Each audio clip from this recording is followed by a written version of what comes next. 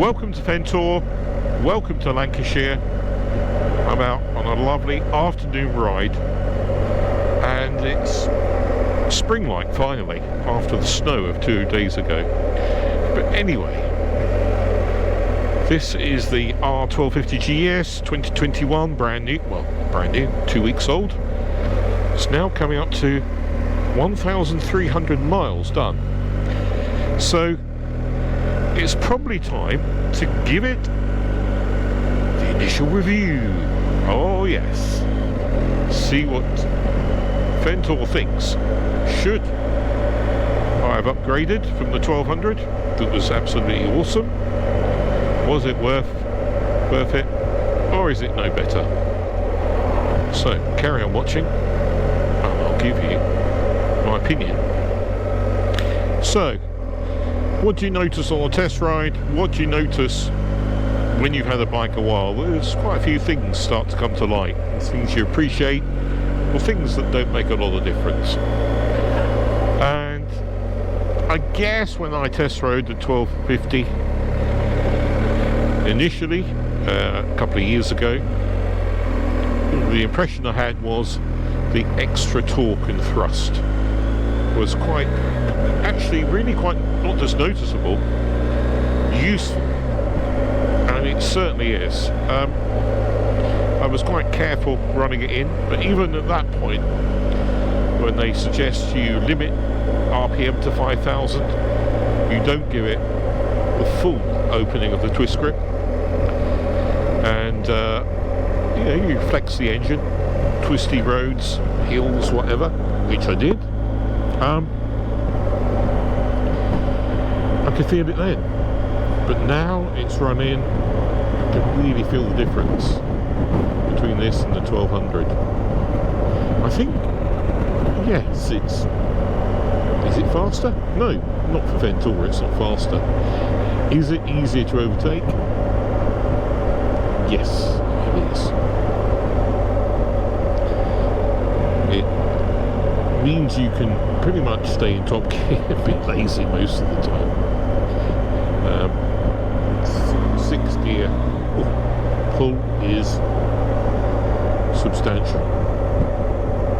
So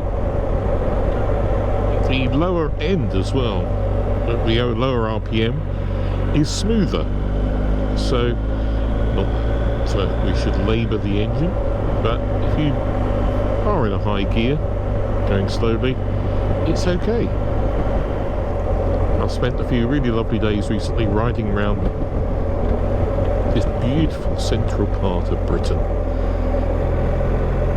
Lancashire, Yorkshire Dales, Cumbria, and enjoying the scenery, going steadily, holding cars up, whatever. And it's a lovely place to be, going steady, as well as being a performance bike too. So, engine gets the thumbs up. It's a big improvement. But is that alone enough to warrant changing from the 1200, which again was pretty rapid for Ventor, and more than powerful enough for any situation? Well, let's look at one of the other things. One of the other things I didn't expect to be any different, but is absolutely convinced it is the suspension. So both bikes, my 2017 1200 GS had the same automatic dynamic suspension, auto height adjustment, and the dynamic setting for riding more sportily, or the road setting for cruising comfortably, as I have it set in now. It worked brilliantly on the 1200. It works even better on this. I'm pretty convinced that in the road setting, the ride is more supple. Oh, look at this lovely place. Aha, tea room. Now, I stopped here before on one of my rides. Time to stop again, maybe.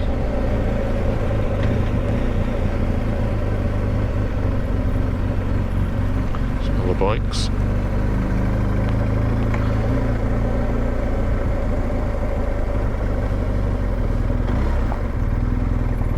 We'll get back to the review later. Nice cup of tea and a little cake from Slayburn Cafe. A few other bikers to chat to. It's fantastic. Now we're going to go over the Truffle Bowl. Cheers! Really nice guys. It's one of the biker communities. Great. Fantastic, isn't it? People meeting outside and having a cup of tea, or beer for that matter, if there's a pub open. Anyway, Truffle Bowl ahead. I was talking about the suspension, wasn't I?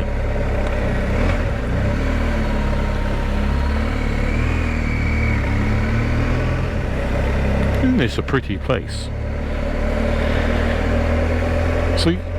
So yeah, the suspension, I am convinced it is more subtle. I am convinced it's more supple. It takes the bumps more readily. I've been on some pretty rough roads, especially living in the fens, and it eats them up. So did the 1200. But this seems to have a bit more control. Brilliant. So that's a benefit. Now, I'm not so sure yet with the dynamic setting, but I have a slight suspicion that even that's improved. Although, that's probably a bit more difficult for Fen Tour to comment on. A faster rider, comparing the two, would notice. But for my sort of riding, generally in the comfort mode of a road setting, definitely better. So if we stick with talking about the comfort of the bike, the seat. Well, the seat looks very similar shape to the old one, but it's more comfortable. I've done more miles on this bike than I would have done on the 1200 with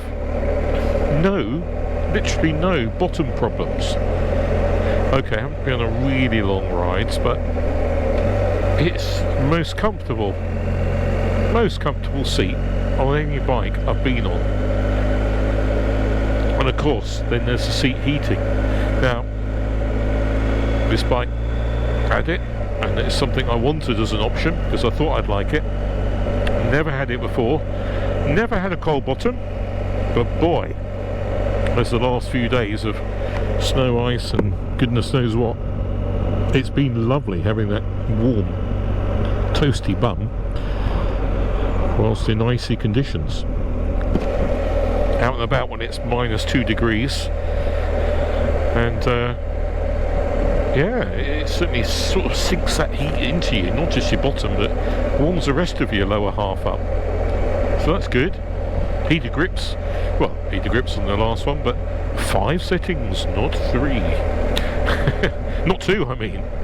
So, you know, rather than as hot as the sun or okay, now it's as hot as the sun or not quite as hot as the sun and just right and slightly warm and not doing a lot.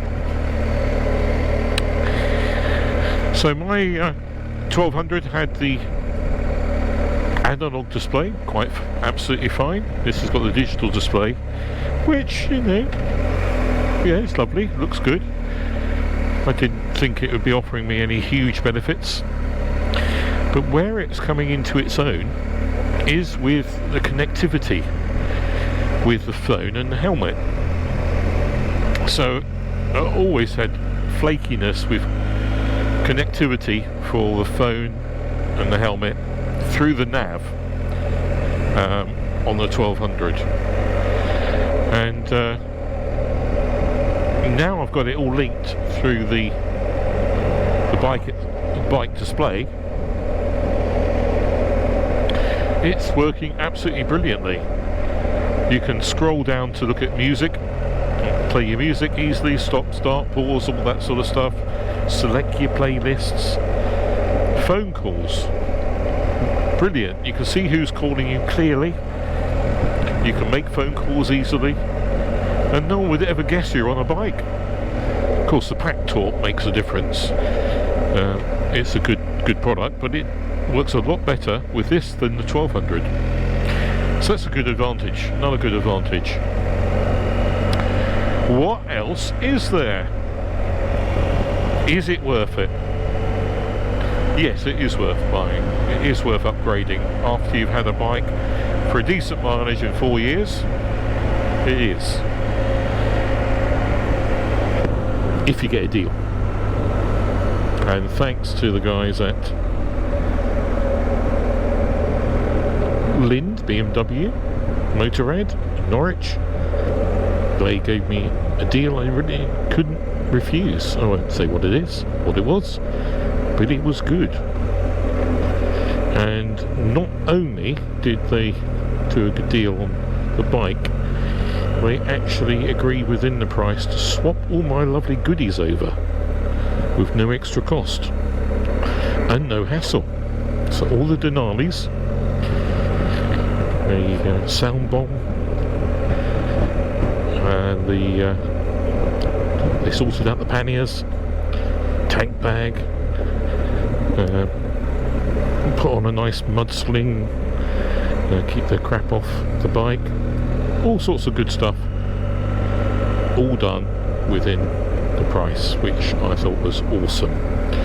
So I'm pretty happy with that. I'm very happy with that.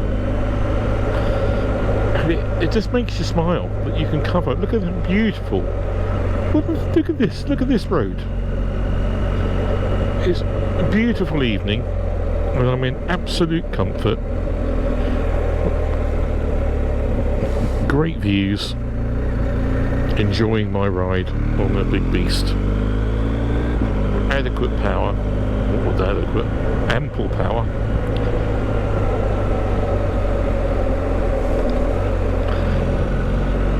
And I think I've spoken to someone else this week, another biker, and they mentioned it that that GS riders are often the fastest on your average road compared to a sports bike. Well, not Ventour, but these things take rough roads so well. And of course most British roads are a bit rubbish, aren't they? So really, can your sports bike suspension, which is probably ideal for a track, really do that well on a, ooh, this is nasty, on a rough, look at that, there you go, look, awful. You should be cranking it around here, that would be a bit silly. Dunsop Bridge. It looks busy here with people out for the evening, walking and whatever. Lots of cars. When you've got a perfectly good bike and you don't need to get a new one, but you've been in lockdown for and all that stuff, or pubs have been shut, restaurants for a long time, and if like me you're getting to the age where you'd like to have a couple of meals out a week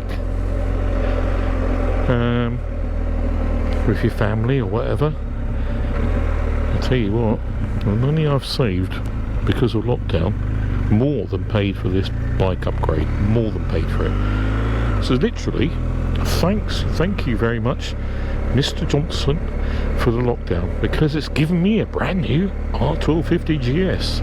No, I'm not thanking you for that, Mr. Johnson, but that's the reality.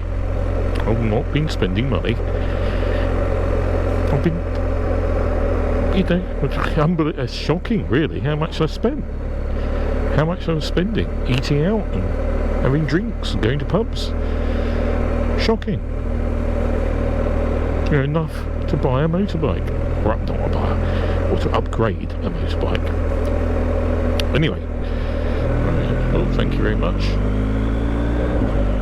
Thank you, sir. Thank you kindly.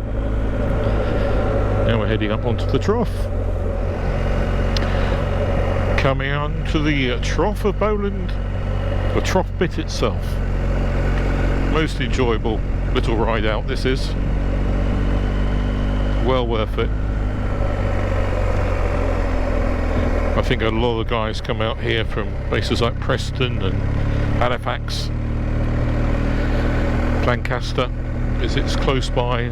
Makes a perfect sort of late afternoon, early evening summer ride. Or for Fentor, well, it's my afternoon ride. I didn't leave till late after doing a little bit of work, so yeah, not bad. Looks like we're through the Trough and out the other side. Ah, yes, something else I forgot.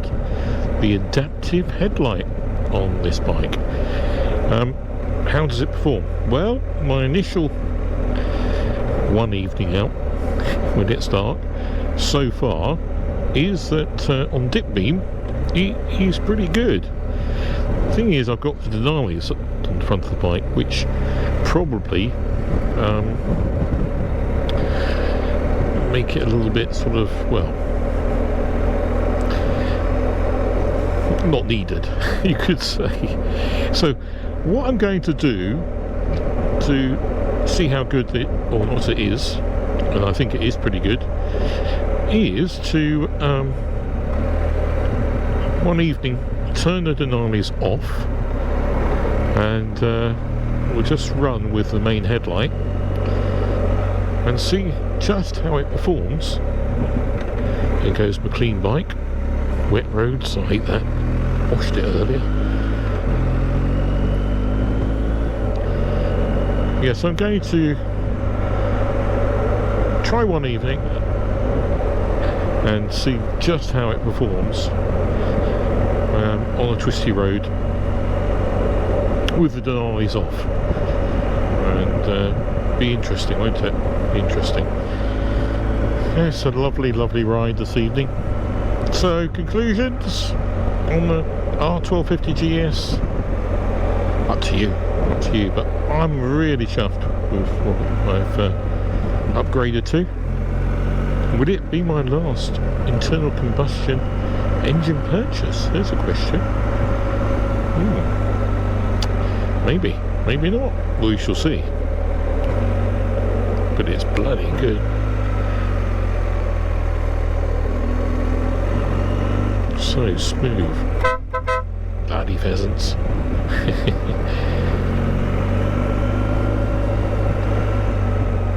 These pretty villages or hamlets.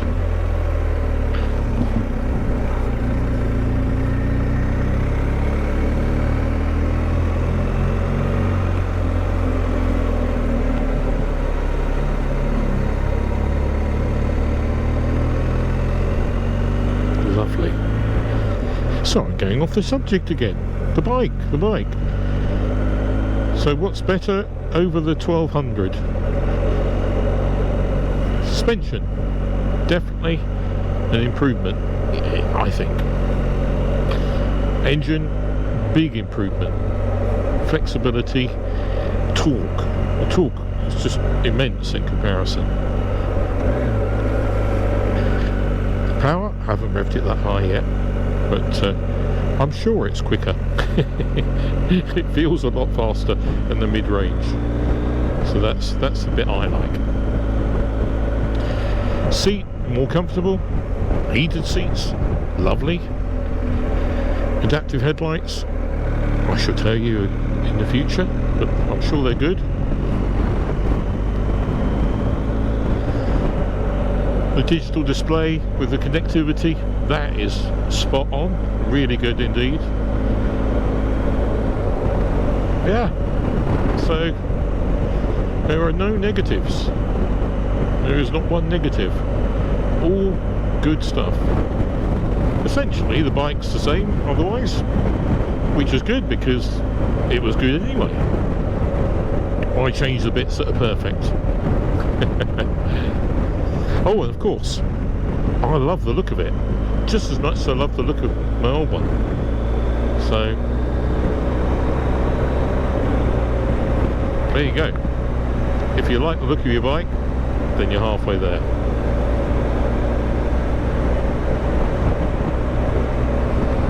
Ah, the sea is in view. So if you want to get a move on, this bike can give you that.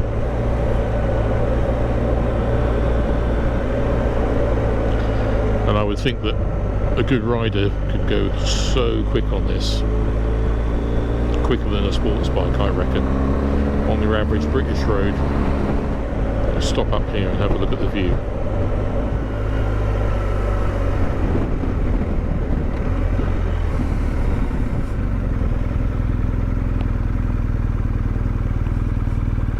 Where's it going to park without falling over?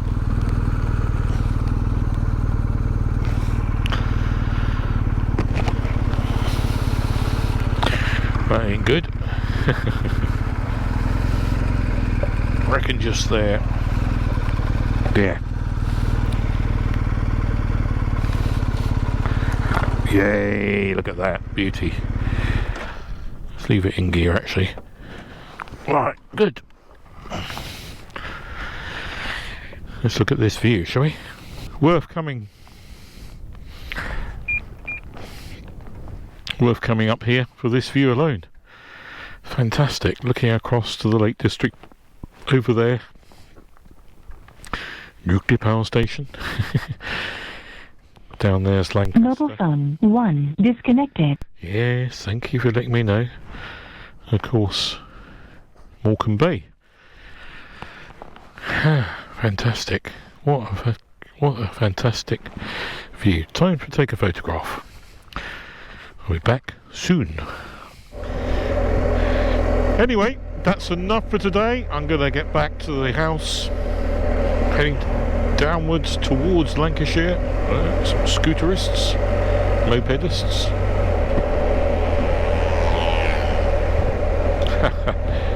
They're struggling to get up the hill. The battery's died on the GoPro facing me, so you'll have to have your conclusions without seeing my face, just my hands and the views, which are better anyway. So thanks for watching. Hope you've enjoyed this brief, really sort of 1,300 mile review of the 1250 and whether it was worth upgrading, which it was. And we'll see you at the next Fen Tour ride. See you soon. Bye bye.